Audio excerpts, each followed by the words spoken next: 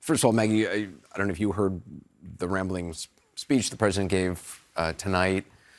What did you make of that? What are your thoughts on the day?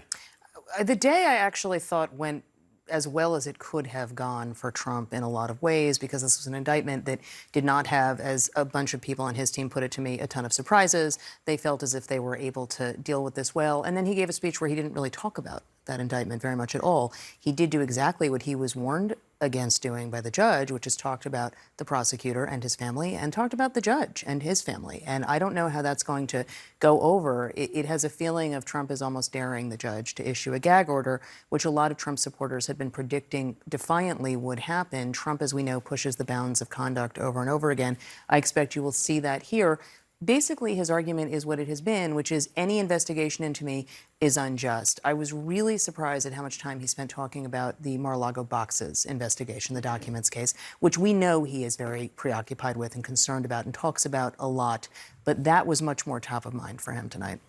Caitlin, what are you hearing from your sources? I mean, the documents thing really stood out to me, where he was talking about also saying that prosecutors or investigators are threatening people with jail time when they're trying to talk to people. We know Jack Smith, the special counsel, has been moving very aggressively, very tight deadlines, not just for Trump attorneys, but for witnesses that they've been subpoenaing. We confirmed the other day that they have called in members of the Secret Service to come in and testify as well. They're basically asking anyone and everyone. His comments tonight seem to indicate just such a high level of concern when it comes to the documents investigation in a really notable way. Obviously, the New York case is top of mind because that is where he was today. I think his comments about the judge were really notable, given that was what his legal team was most worried about going into today, was what he would say about that and about Alvin Bragg.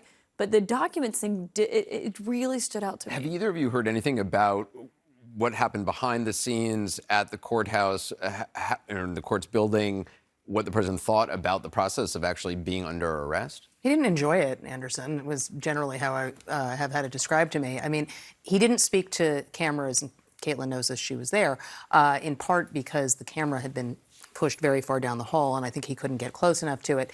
But that was surprising that he didn't make an address ahead of time or after, because we had been expecting it.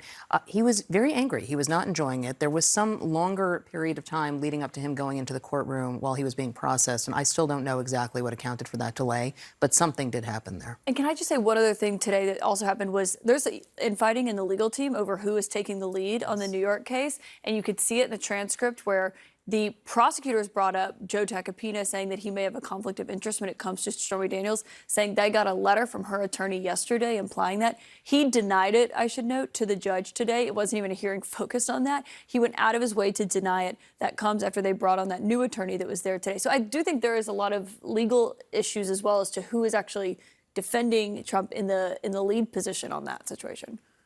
The former president has been fundraising on this. I mean, I'm not sure at this point how much they have raised. I'm not sure how much more they raised today. They're now selling, I guess, T-shirts with a fake mugshot that they have done. How do you think politically this plays for him in the coming weeks and months? Listen, this wasn't a good day for Donald Trump, but he is the master of, taking lemons and making lemonade. He likes the theatrics. He likes to kind of build up the branding around this. We had heard, there were negotiations of doing something even more potentially scaled back than what we saw today. He wanted the mugshot. He wanted that imagery of the defiant leader, taking on the establishment. And it's working. That's the problem. Is we're seeing it. All the polls are showing he is leading. The fact that the other Republicans in the field are coming out and defending him. It is hard, at this juncture in a primary season, if people are not willing to challenge, for example, this indictment or any of the other investigations into him. What lane is there to run against him in? Because this is not going. He's not a substantive person. We're now, 7 years into this endeavor. This isn't something where people vote for him purely on policy. It's the characters, the theatrics that follow him. He's taking up all the oxygen in the room, and I think he's making the most of it. It also makes it impossible for other Republican candidates to talk about actual issues. He's not looking to talk about issues. No, he's not. And I mean, look at the arc of the day. He starts off as a small guy in a small caravan, with a small entourage going into a big building. And you can see on his face that he's gone from reality TV to reality. That this is real. This is not Judge Judy. This is a real situation. And he looks shaken up. He looks ashen. But then he gets to get in a big plane and go to his big resort and have a big event and get all this stuff. And there's something about what's happening to me that's very disturbing. That he's kind of slipped the noose even today and is somehow having the conversation he wants to have about all this nonsense he wants to talk about. He's not talking about the country. He's not even talking about the case. He's just, pulling people down into his own mirror world.